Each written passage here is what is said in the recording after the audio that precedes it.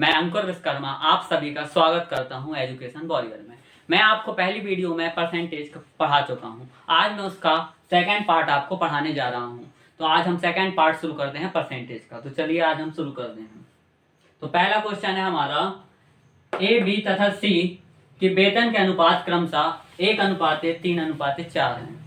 यदि तीनों के वेतन में 5%, 10% और 15% की वृद्धि की जाए तो उनके बढ़े हुए वेतन में कितना अनुपात होगा। तो इस टाइप के क्वेश्चन हम सॉल्व करते हैं।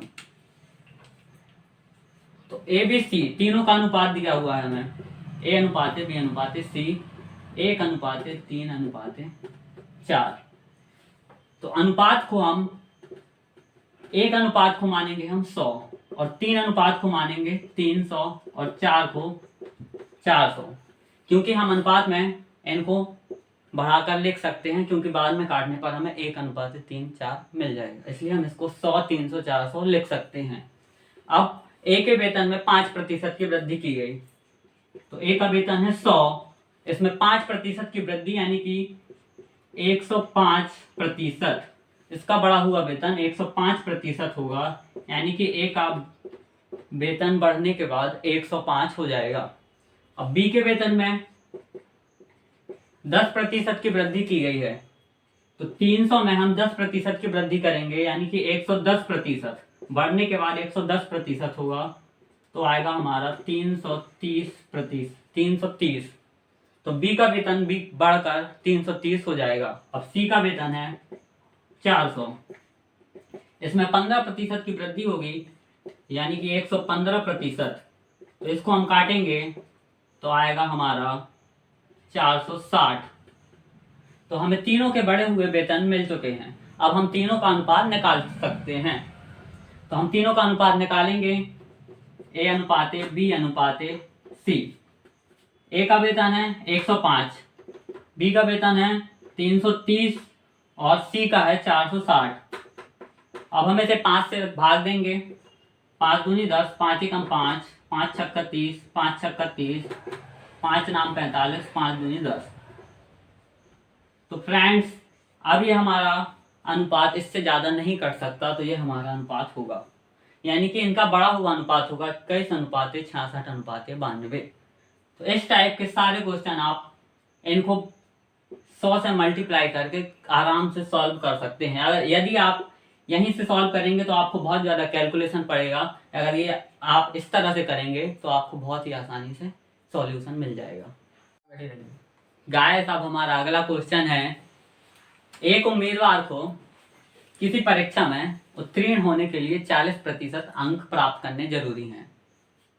यदि 220 अंक प्राप्त करने वाला उम्मीदवार 20 अंकों से अनुत्तीर्ण हो गया तो उस परीक्षा के अधिकतम अंक क्या थे। गाइस, हमें 40% अंक चाहिए है जो उत्तीर्ण होने के लिए जरूरी है, और हमारे 100% अंक होंगे जो पूरे पेपर के होंगे।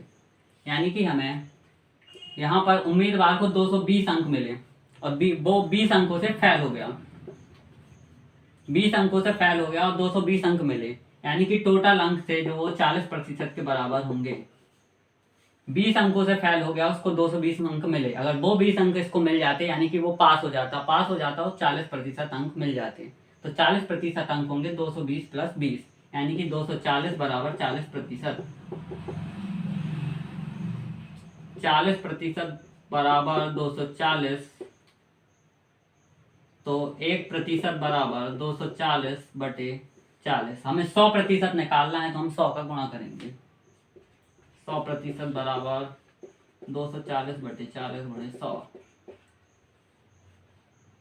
0 से 0, 4 संग 24। 100% बराबर 600, यानी कि हमारे परीक्षा का पूर्णांक 600 है और हमें 40% अंक पास होने के लिए चाहिए। तो इस टाइप के सवाल आप इसी तरह से सॉल्व कर सकते हैं। गाइस, हमारा अगला क्वेश्चन है, किसी परीक्षा में 52% विद्यार्थी हिंदी में तथा 42% विद्यार्थी अंग्रेजी में फेल हुए। 17% विद्यार्थी दोनों विषय में फेल हुए, तो कितने प्रतिशत विद्यार्थी दोनों विषयों में पास हुए हैं। तो इसके लिए हम एक कॉन्सेप्ट आपको बताएंगे, उस कॉन्सेप्ट से आप इसको बहुत ही सरल और आसानी से सॉल्व कर लेंगे। कॉन्सेप्ट से मैं आपको इस क्वेश्चन को सॉल्व करवाऊंगा। इस कॉन्सेप्ट को सॉल्व करने के लिए हमें 2 सर्कल बनाने होंगे, क्योंकि यहाँ पर 2 सब्जेक्ट हैं, हिंदी और अंग्रेजी। तो एक हिंदी का सर्कल होगा और एक अंग्रेजी का सर्कल होगा। अब मैंने ये सर्कल इसलिए काटे हैं क्योंकि ये यहाँ पर ऐसे छात्र आएंगे जो दोनों विषय में फेल या पास हुए होंगे, जो दोनों विषय के कॉमन होंगे। तो ये हिंदी का सर्कल है हमारा और ये अंग्रेजी का।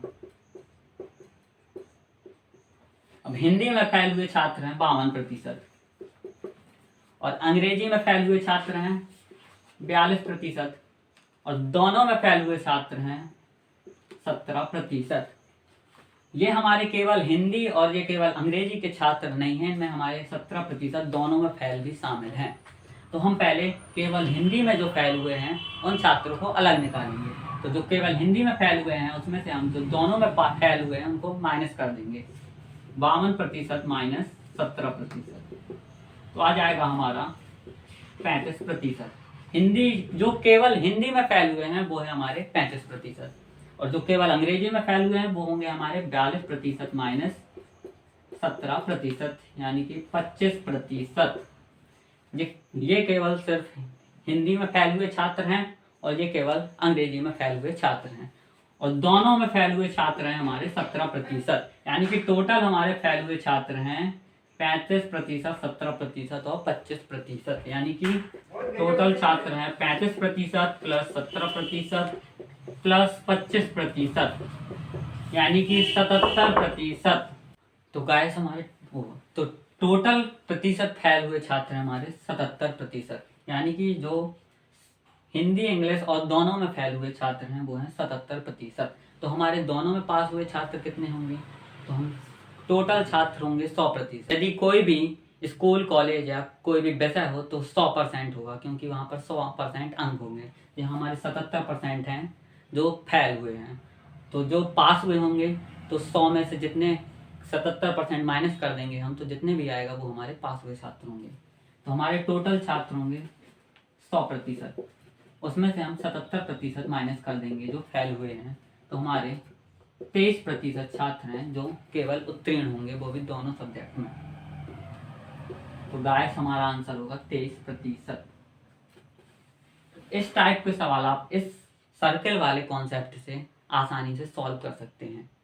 तो गाइस इसी टाइप का हमारा एक और क्वेश्चन है जो मैं आपको बताने जा रहा हूँ, तो इसे भी आप ध्यान से देखिए।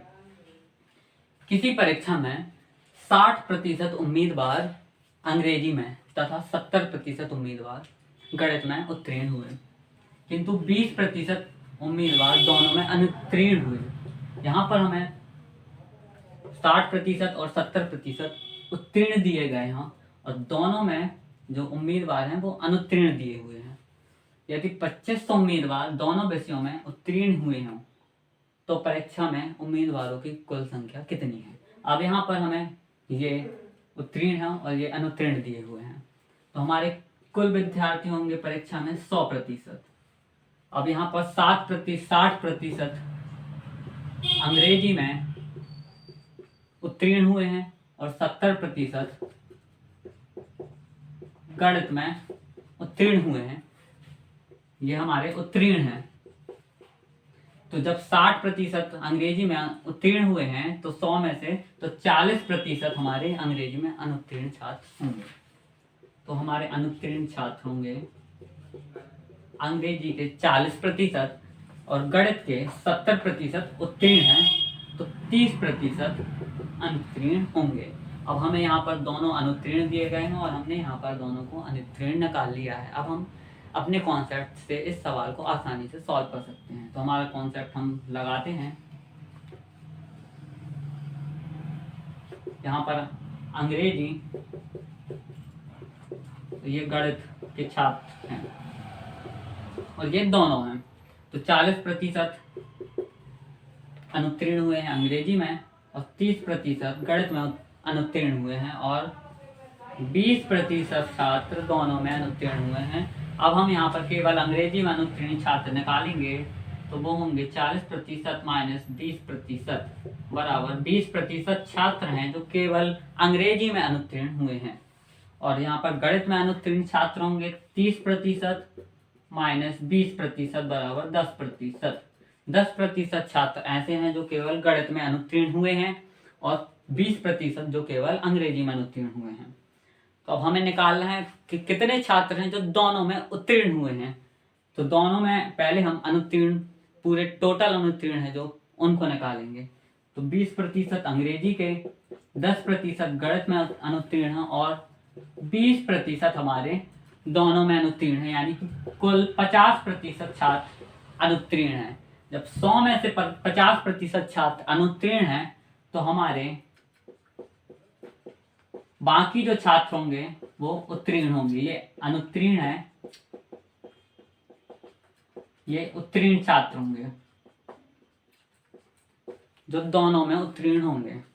तो यहाँ पर दिया है 2500 उम्मीदवार दोनों विषयों में उत्तीर्ण हुए हैं, यानी कि 50% छात्र हैं जो दोनों में उत्तीर्ण हुए हैं। तो 50% बराबर 2500।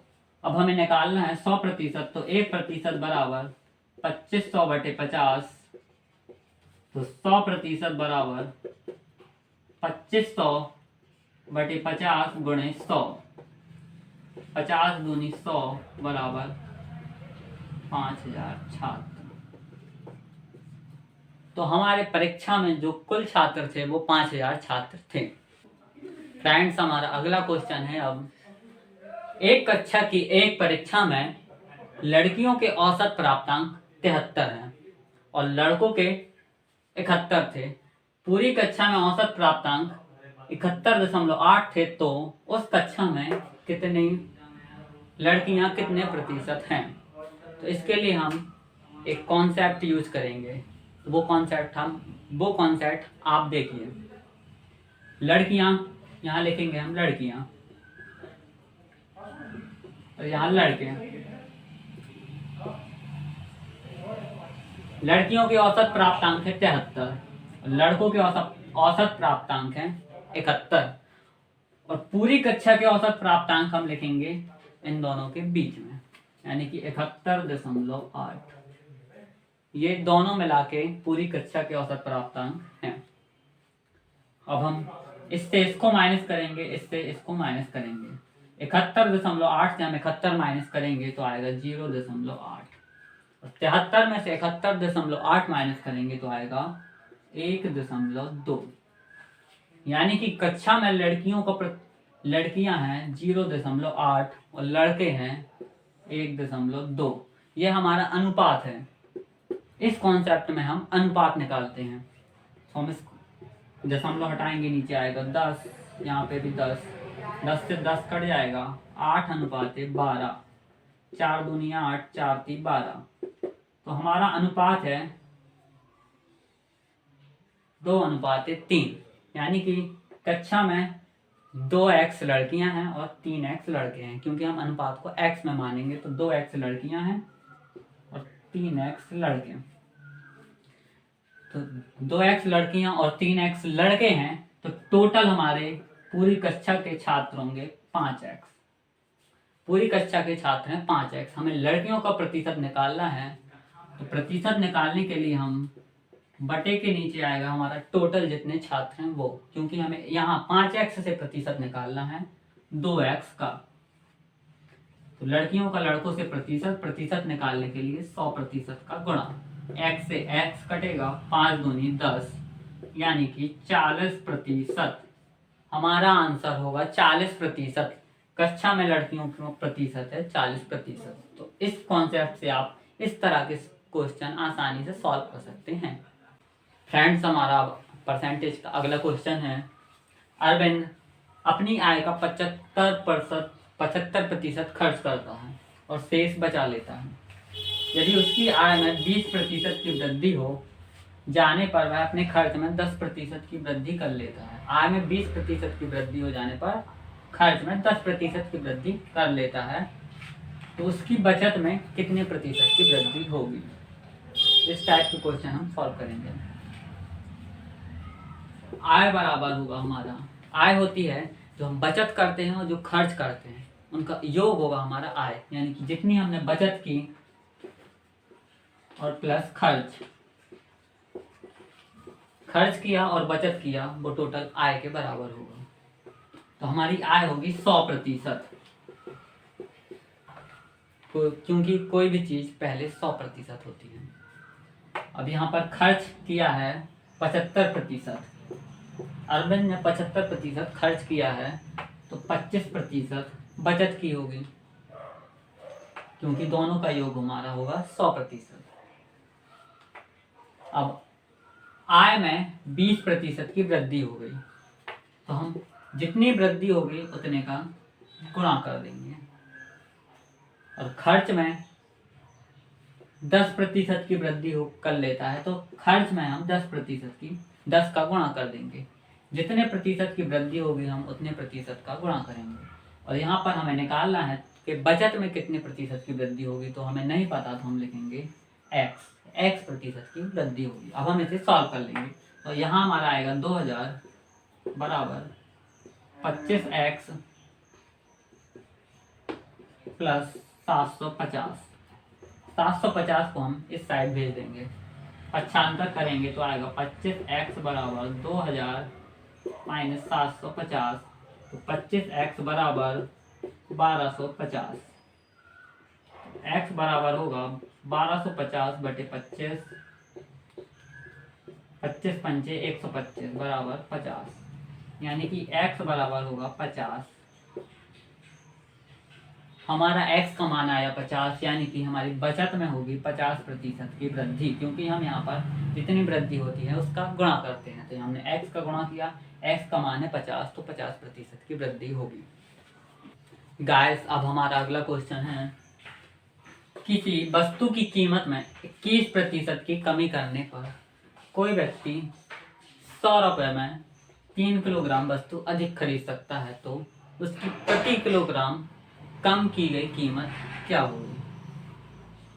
इस टाइप के क्वेश्चन सॉल्व करने के लिए हमें एक फॉर्मूले की आवश्यकता पड़ेगी। वो फॉर्मूला पहले आप देख लीजिए।